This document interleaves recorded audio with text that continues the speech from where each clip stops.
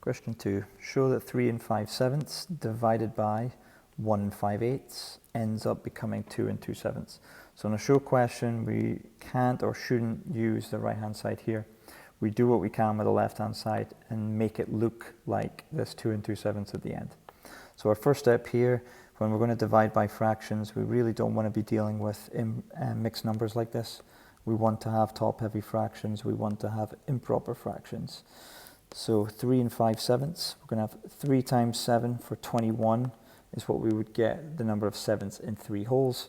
And then we have the 5 spare, so 21 plus 5 will give us 26/7 divided by 1 5/8. So we have 1 times 8 for 8, which is what we get out of our whole, plus 5 will give us 13/8, like so.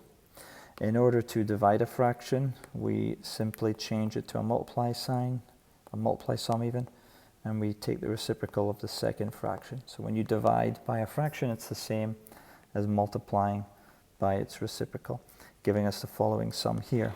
Now, you can just do 26 times 8 to get a top number. You can do 7 times 13 to get a bottom number, and then simplify.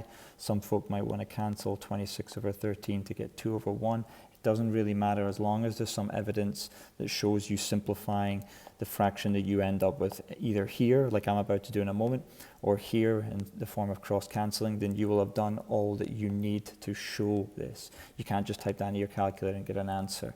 Otherwise, you'll only get 2 marks out of the 3. So if you do 8 times 26, you're going to get 208, and 7 times 13, you're going to get 91.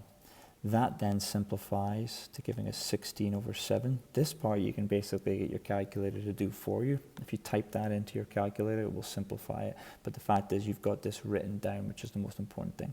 That's 16 over 7 is then going to give you 2 2/7, which you know because that's what you're being expected to show at the end of the day, but also because we have this 2 wholes, which if we have 2 wholes and we're dealing with sevenths, we're going to end up with 14.